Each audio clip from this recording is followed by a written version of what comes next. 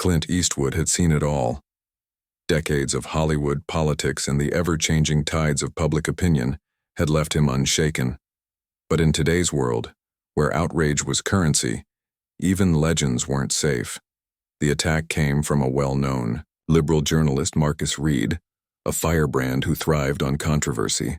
His latest column, published in a major national newspaper, took direct aim at Eastwood.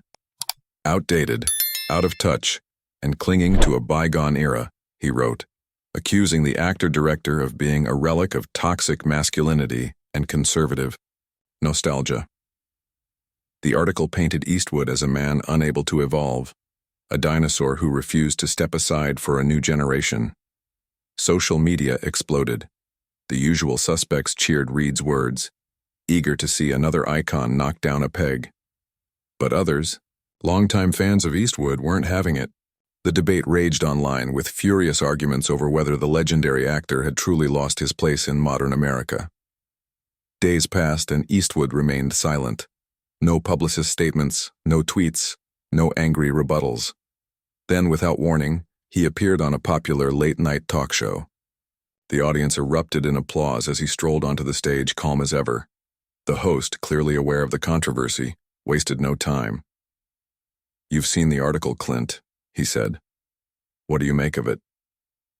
Eastwood leaned back in his chair, his piercing eyes locked on the host. "I read it," he said simply. The audience fell silent, waiting.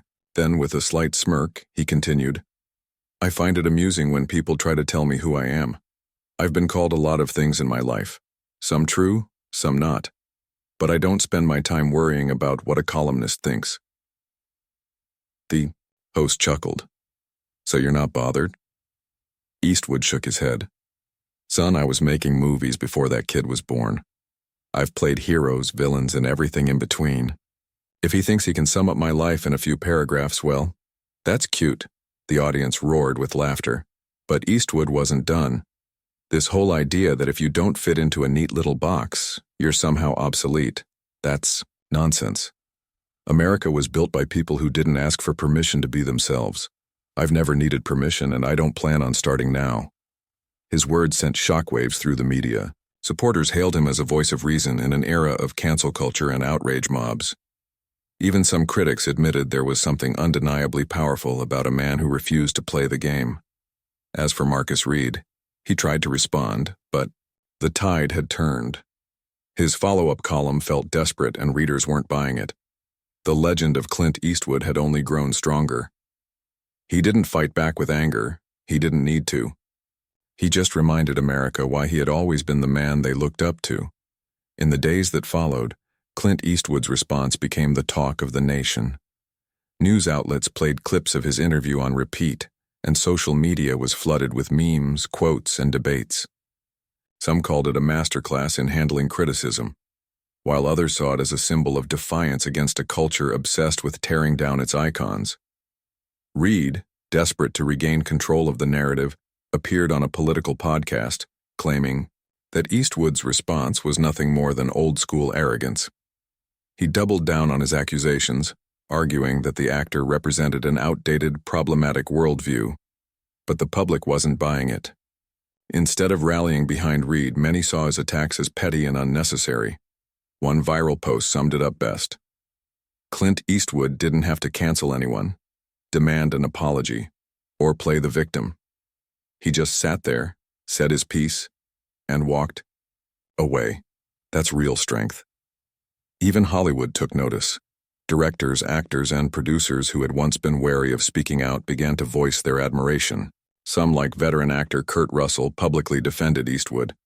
"Clint's been in this business for decades. He's earned his place, and he doesn't need approval from anyone," Russell said in an interview. Others, though more subtle, expressed similar sentiments, an unspoken resistance against the culture of outrage. Meanwhile, Eastwood continued on as if nothing had happened. He returned to the set of his latest film, unfazed by the noise around him. When a journalist managed to catch up with him outside a cafe in Carmel, asking if he had anything more to say to Reed, Eastwood simply sipped his coffee and replied, "Nah, he already said enough for both of us." The response was classic. Clint, short, sharp, and effortlessly cool. America had seen yet another attempt to cancel a legend, and once again the legend had won.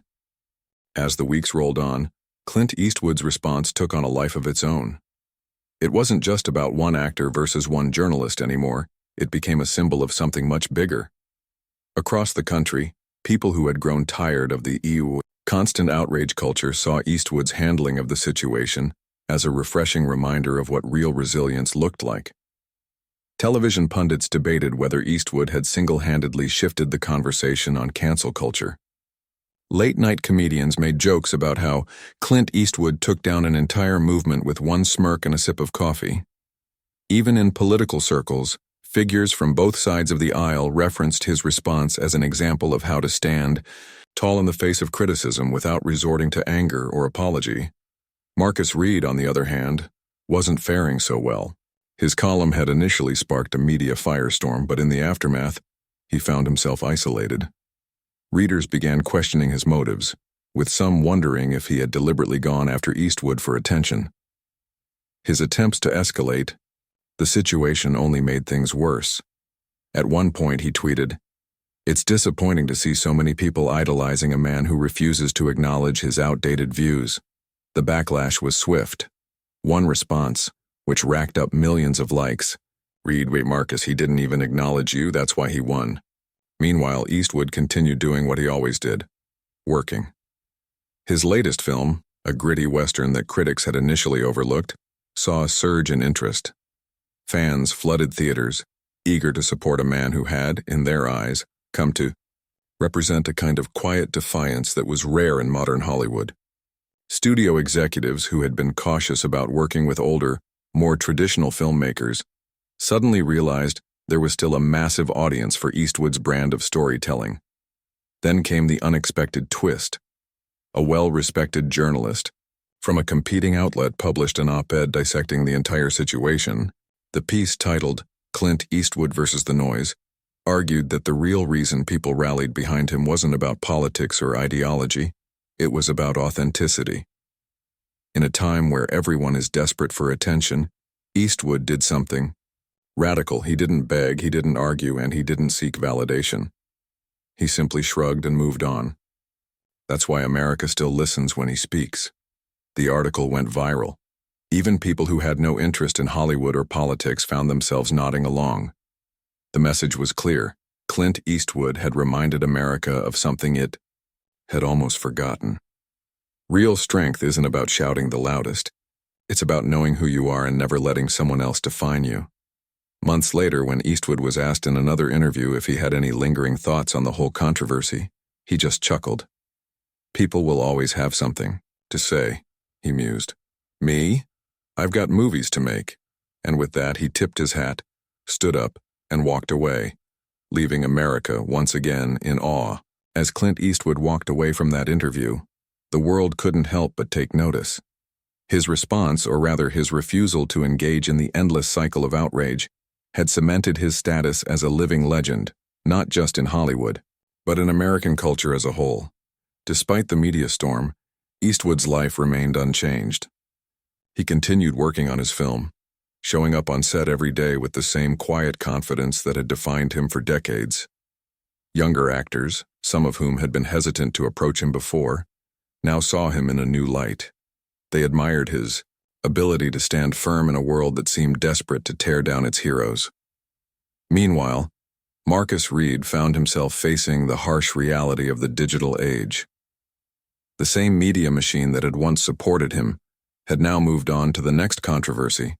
Leaving him behind, his credibility had taken a hit, and attempts to reignite the feud only made him seem desperate.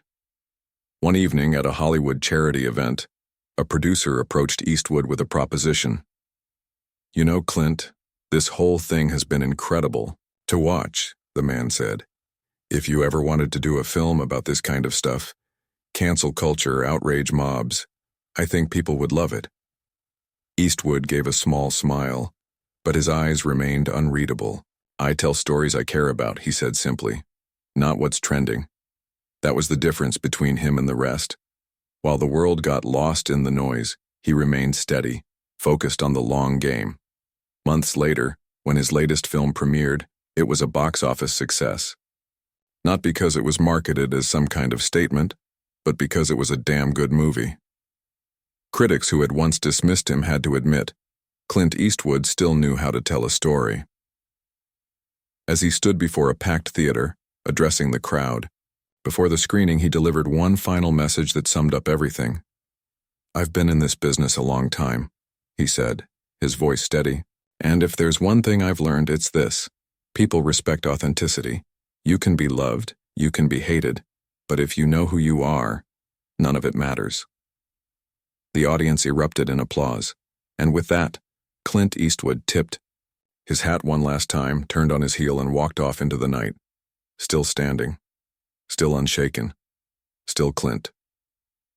As Clint Eastwood disappeared into the shadows of the theater, the moment felt almost cinematic, like the closing scene of one of his own classic films. But this wasn't a movie. It was real life. And in real life, legends don't fade, they endure. The media eventually moved on, as it always does, but the impact of Eastwood's unshakable response lingered. Across the country, his words were repeated in conversations, quoted in articles, and turned into viral videos. Young people, many of whom had never even seen the good, the bad, and the ugly or dirty Harry, found themselves drawn to the man who had refused to bend to the outrage machine. Meanwhile, Marcus Reed's career took an unexpected turn. Though he continued writing, his name no longer carried the weight it once did. His credibility had been bruised, not because Eastwood had publicly humiliated him, but because the world had seen through the game.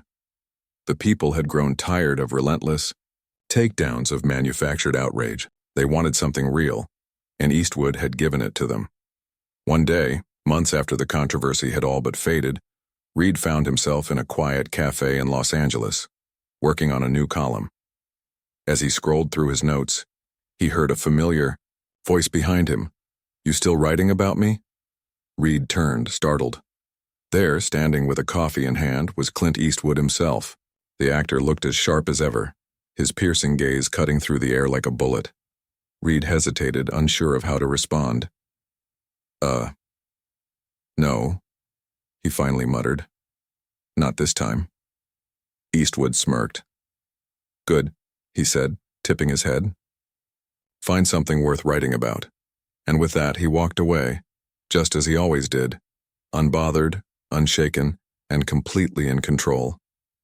For Marcus Reed, it was a moment of reckoning. For Clint Eastwood, it was just another day. Marcus Reed sat frozen in his chair, his fingers hovering over the keyboard as he watched Clint Eastwood walk away, disappearing into the afternoon crowd like a ghost from an old western. For the first time in his career, Reed felt something unfamiliar: respect.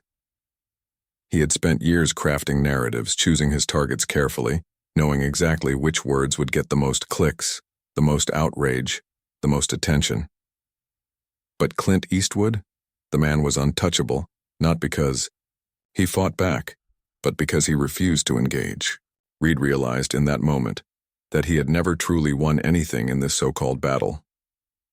With a deep sigh, he closed his laptop. Maybe Eastwood was right. Maybe it was time to write about something that actually mattered.